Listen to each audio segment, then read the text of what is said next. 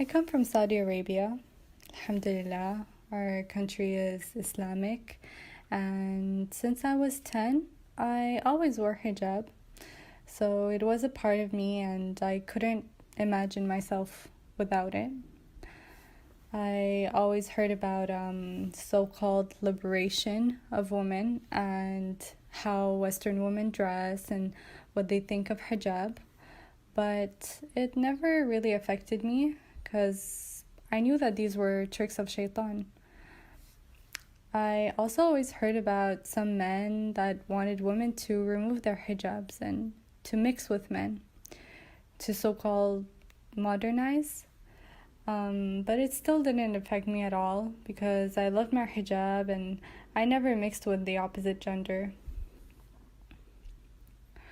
I reached 30 years old and I was still unmarried until one day a very handsome and rich man knocked our door. And he asked my father to marry me. So I couldn't really believe it. I was so happy that such a handsome man would want to marry me. He was 27 years old, so 3 years younger than me. He talked to my father about how he prayed and he was a practicing Muslim. And I wanted to marry him, apart from the fact that he was handsome and practicing. I was afraid that I would miss the train of marriage and get old without having children. So we got married and we were very, very happy, alhamdulillah. I had my first child a year after and then my second child. We were a happy family until one day my husband announced that we would move to Europe. I noticed how my husband, from time to time, he talked about hijab and how it didn't make someone pious or how it was backwards. He would say it as a joke, but I got the hint. So I didn't really want to go to Europe. I knew the way they viewed niqab and hijab there, so I was afraid, but my husband insisted, so I didn't have a choice. After a few months, my husband would always bring up the hijab subject. He would give me examples of Western women without hijab who changed the world, such as Diana, the Russian woman who went to space. I could see where he was going, but I refused to believe it. Came our moving. We were in the plane from Saudi to Paris, and suddenly my husband took off my niqab and removed it from my face. And then he took my jilbaab and also removed it from me. And what he said was, "No more being backward." I was so petrified. I couldn't move. I felt like a part of me was ripped off. Tears fell down my face, but I couldn't do anything. I remained in that state during the entire flight until we arrived at the airport of Charles de Gaulle.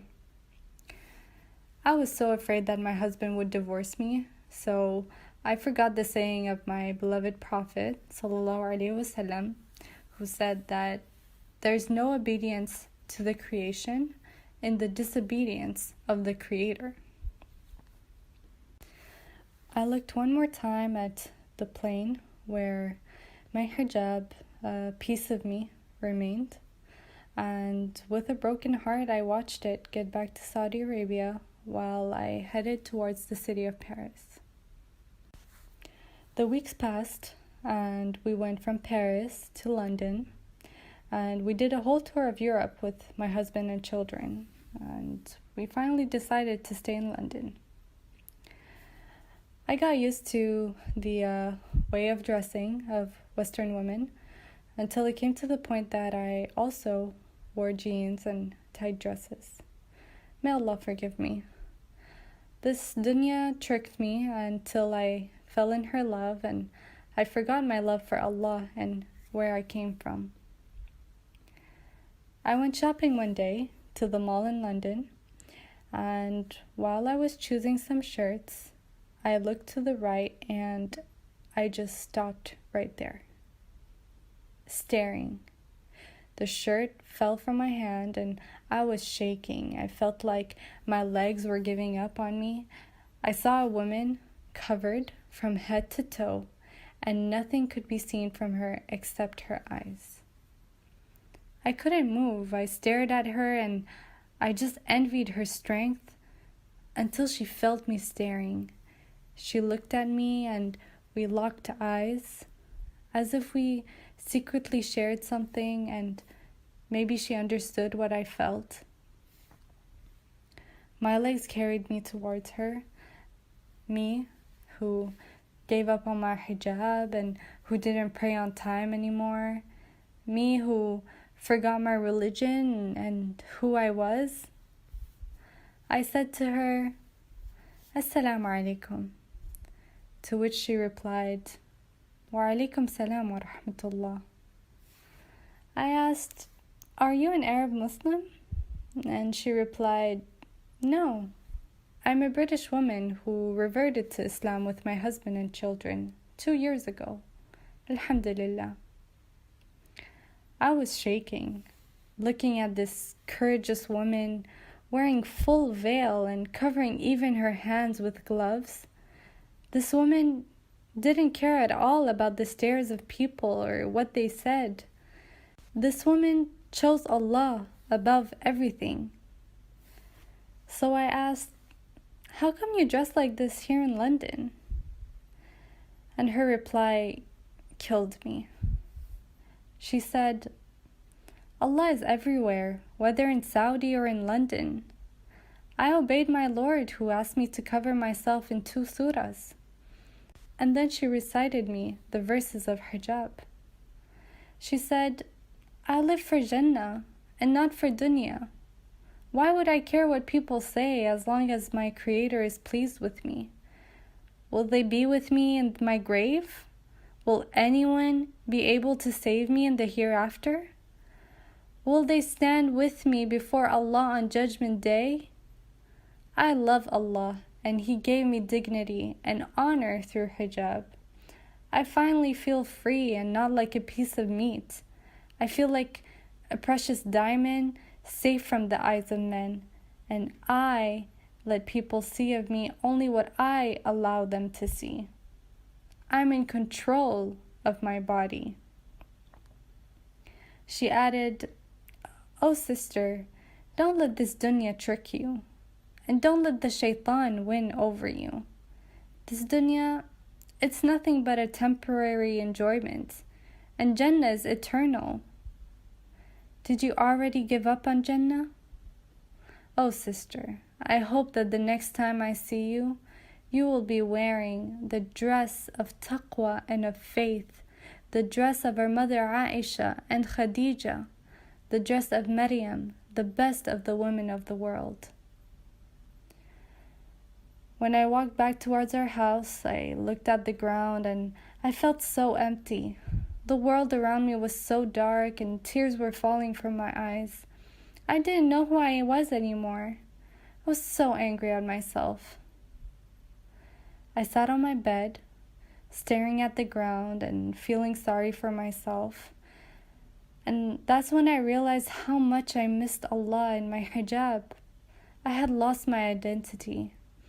And I was reduced to just another brainwashed woman who, despite living in the West and dressed in fashion, was very unhappy. Who was I kidding? I had lost my freedom and felt so exploited.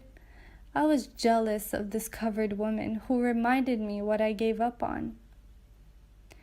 When my husband came home, I told him about the British revert, and he laughed. He said, "She's so backward." I got so angry and made my decision. I chose Allah. I said, "I want to go back to Saudi Arabia. I don't want to remain here another second." And I added that we either go back to our country and I wear my hijab, or we divorce. I now look at the sky and smile, feeling at peace, walking down the streets of Saudi Arabia, feeling so happy to wear my hijab again. Indeed, Allah guided me back, and now I feel finally happy. Allah guided my husband also, alhamdulillah. He got back to practicing Islam, and we live a good family life. We're now home and fully practicing our deen. Indeed, shaitan is a clear enemy to us, and I had to live in the West to finally realize the importance of hijab and how I craved to wear it and how safe I felt in it. I'm a heart and I'm a soul. That's what Islam teaches me. Not like the West that teaches you that a woman is nothing but a face and a body. If she fits the beauty standards, she's good. But if she doesn't, she's ugly and worth nothing. That's my story, and that's who I am. Alhamdulillah. My dear sisters, don't let the modern society brainwash you. Don't let them take away from you your dignity and your crown. You're the daughter of Aisha and of Khadija. You're the sister of Maryam and Fatima. You are a queen of Islam. Never ever forget that. Hold on to your hijab tightly and do not let the army of shaitan remove it from you.